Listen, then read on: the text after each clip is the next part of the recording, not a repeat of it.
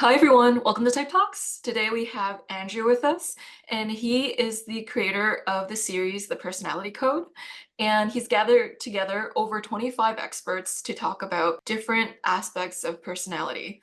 And I know that when you guys really like learning about the 16 personality types, that you're probably interested in a whole host of other systems too. So I'm going to be a speaker in his series, and I recommend that you go and check it out. It's free and you can learn a lot from different ways of seeing personality. I'll have the link to the event down below, and so feel free to check it out there. All right, and so biotypes. I'm wondering if you can give the audience members an overview of what this is, and we can go into it. Absolutely. So BioTypes is a collaboration of a few systems in one that it's through a company called RGP Development, which you can check them out. I've been training with them for nearly 4 years now. But it's an ancient science. Back in Galen observed people, in fact, all the way back to the Greeks, they observed that people who looked the same acted the same, and they started creating data. And maybe you've heard of the four humors, the four temperaments: sanguine, melancholic, phlegmatic, choleric, which we'll get into in a second. But like, these are ways of looking at the biology of people, just looking at the facial structure, the knee joints, et cetera, and being able to observe 70% of who this person is and how they're going to interact in the world. Now, with biotypes, to clarify, what they've done is they've taken this biotype theory and basically merged it with 16 personalities, basically merged it with DISC, to be more precise. So 70% is your biology. So that's either the dominant, the analyzing and whatnot. And then 30% is your personality. They've also interwoven systemic psychology, which looks at not just you as the individual, but our ties to our family system influence who we are. And it's nothing we even did in our world. It's just, as you can say, ancestral trauma. That's biotypes in a nutshell. And it's like all the other tests, personality systems to help us identify who we are, let go that which isn't, and get in alignment with our natural self. Absolutely. That is super exciting. And so if you've heard the terms phlegmatic, melancholic, sanguine, choleric, that's what biotypes is. And so I would love to go in a little bit of a deep dive with you. We may start with your type to help us understand these a little bit better. And so how is it like to be your biotype? What has being your biotype taught you about yourself? That's probably the best question you can ask, and probably the best thing that I've gained from biotypes is compassion for who I am. My entire life, I was trying to be a different biotype and a different personality. So I was constantly rejecting my natural self, making it wrong. And my biotype is the melancholic biotype. That's 70% of who I am. I'm always going to be analytical. I'm always going to be observant. I'm always going to see the things people don't really see, a creator, an artist. And I'm also going to be the person who doesn't take risks as much, who gets stuck in analysis paralysis, who gets stuck in perfection, who hesitates, is more of a natural introvert. And knowing that helps me properly balance and also accept who I am. Got it. And so this is where it leads into the disc, right? I might have actually gotten the biotypes a little bit incorrectly. So what are the four biotypes again? I might have No, you said mischaracterized. it. You said it perfectly. So we have, and you can look at a compass, northeast, southwest, because each biotype is placed on each section, and neighboring, like north and west, share things, as well as the opposites. And without getting into the weeds, the first one is choleric. You could think of that the north. Cholerics live in, they're results focused, they're impulsive, and they hide in anger. These are the natural born leaders. These are the people who I believe have stronger adrenals. They can kind of push themselves a little bit stronger and faster, longer. You can think of like a Steve Jobs and Elon Musk. These are people who work grueling hours, but that doesn't necessarily mean uh, um, you're going to find them there. You typically find them in the military, but that's choleric. They typically have a V-shaped face, reddish complexion. They're very matter of fact, to the point. You could think of this as the dominant in disc, the dominant type, which is the red, I believe. And they have imbalanced proportions. So you're going to see, when I am reading someone, I have them stand up to see, does the knuckles reach the waist, or does the wrist reach the waist? And that's going to help me identify more of the biotype. So that's choleric. Then we have northeast, yeah, phlegmatic or a sanguine. Oh, by the way, choleric is hot and dry, and you're going to find them typically in cold and moist climates. Russia, Germany, North Italy. These were they were originally there before we started spreading around the world. Then you have sanguines. Sanguines are going to have more of a stocky build. They live in experience. They live in experience. They value action, or they're constantly in action, and they hide in excess. They could get an excessive of things, excessive cars, excessive. If they focus on one thing, really like it, they can just fall into it and go until they don't like it anymore. They're typically live for the party. You can think of them as the promoter, the influencer archetype. Very friendly and warm. Hey, how you doing? They have an entourage of people. Square features. Think of like a rugby player. Joe Rogan is a great example of a sanguine. Um, Very fun to be around. You're going to find them in southern Italy predominantly, and they're not really in the United States, but predominantly in southern Italy, Spain, and Portugal, and actually the Middle East as well. They are hot and moist. So I live in Miami. My girlfriend is sanguine. When it's summertime, she's like sick. It's the weirdest. It's the craziest thing. I'm cold and dry, which I'll get into in a second. So I love it here. Then south would be phlegmatic. Phlegmatics are like the supporters. Hey, how are you doing? How can I take care of you? Very soft features. You're not going to see a lot of joints or veins. Very smooth. They're going to have imbalanced proportions like the choleric. So the north and south are going to share imbalance in their proportions. They're the lymphatic system. They receive, super intuitive, natural psychics, cold and moist, and they value relationships. They live in emotions and hide in sadness. And typically what we find in this world, and this is getting into the weeds, you guys can always reach out to me about this or go to rgpdevelopment.com.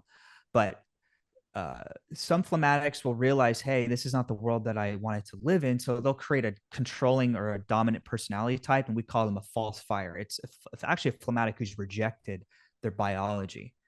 It's an interesting thing we've noticed. And then finally is the melancholic. I'm a melancholic, cold and dry. They're the analytical. We live in certainty, or excuse me, we value certainty. We live in intellect, and we hide in fear.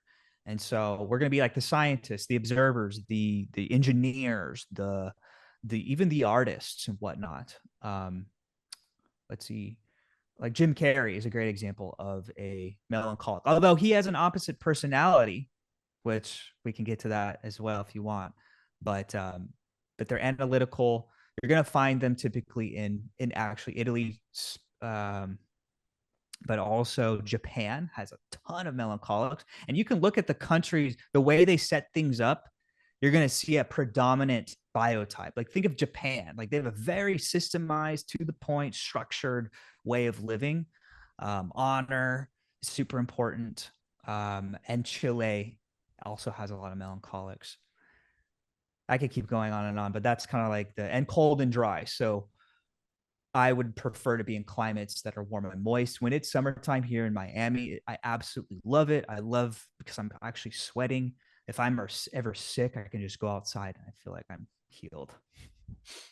Yeah, I think that's so awesome. And I'm guessing that it being called biotypes means that it's linked to your biology in some way too, which is why you talk a lot about physical expressions and how it shows up in your body.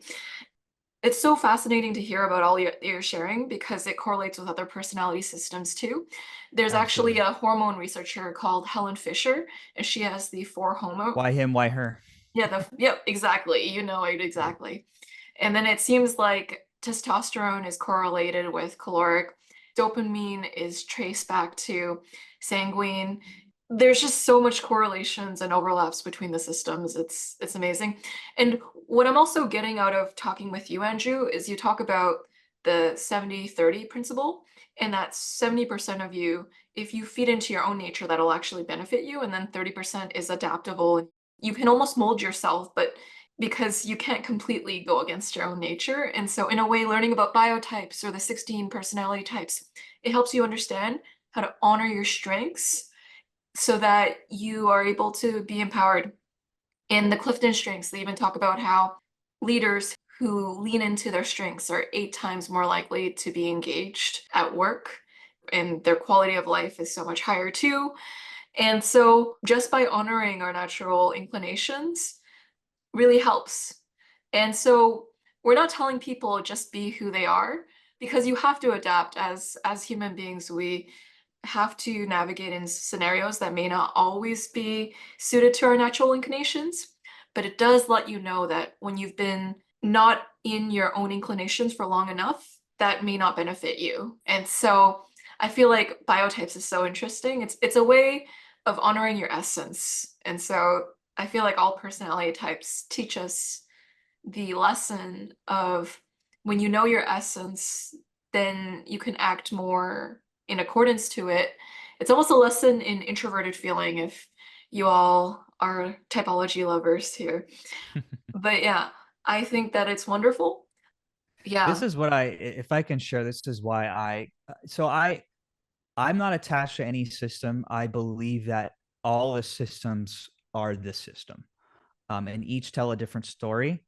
And some have strengths in some areas, some don't. But because in my interview series, I mean, at this point, this is season 2. I've interviewed nearly 60 people in different personality types, from face reading to even feng shui, many different systems to understand who we are. And what I look for is baselines. What are things that always are there? And what I do like about biotypes is we're born with our biotype. We can't change it. So yes, I could show up complete, like if the entrepreneur, right? Like if I'm a melancholic, I have like maybe a commander or I'm not too familiar with all the Myers-Briggs, but I could show up in it like as an entrepreneur, but the way I do it is like, yeah, but he's doing it in a way of this other type. And I'll always be melancholic. I'm always going to be observant. I'm always going to be analytical. It's not an excuse, but it's also a remembrance that that's my natural strength. So finding jobs where I'm using my mind and my intellect where it's appreciated. And then also knowing my personality type, which is the controller or the dominant personality type, with a little bit of the promoter, is going to help me find work that is best. But even there, the supporter or the conscientious or sentimental phlegmatic aspect is somewhere where I get to balance. Because if I don't, and this has happened, my relationships suffer because I'm too over here and I'm not the supporter. So maybe businesses can thrive, but relationships can suffer unless I know how to balance. Yeah, so what I'm hearing is that knowing about personality types can also help you with learning how to work with the types around you and how they can play certain roles in your life to help catalyze your growth. And also, if you're neglecting certain types, that you can lean more into it, even if it may not be your natural impulse, even though you will always have your natural strengths. And so, yeah, there's so many ways to work with personality systems. And I do believe that having a holistic approach, looking at all systems, really is helpful. They're all saying the same thing. They're all trying to describe human beings. And so you're getting one angle of how it's like to describe a human being, and then you're looking at another angle of how it's like to look at them. We're basically a 3D painting, and each system can give us different insights into this 3D model of who we are. So, Absolutely. And Yeah. if I can add to that, what I found is each system has their strength. Like biotypes has the strength of looking at you and being able to say, okay, this is probably how you interact in the world without even asking a question. Then there's like astrology I found where, yeah, it can be sometimes woo woo to people, but I feel like there's validity in everything. And that's more like a forecast. It's strength. So if I want to go to the beach, I got to look at the weather. Otherwise, I'm just going to, right? And so astrology is going to teach us this is the time of relationship. This is the time to slow down. This is the time to. What I love about human design is a strategy. So I'm a generator. I wait to respond. So it's like I'm a melancholic who is also the I think the commander. I always it's between the commander and something else, but I'm a melancholic who's the commander who also has an Enneagram 5, who has is a generator and is a Leo, whatever. And it's a lot of information, but compiling it together, I get to see everything.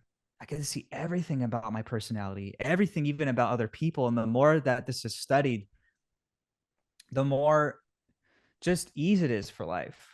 I feel like this is all helping us get into synchronicity. And when we're in synchronicity, things just happen. We're in our groove, left and right. We're flowing.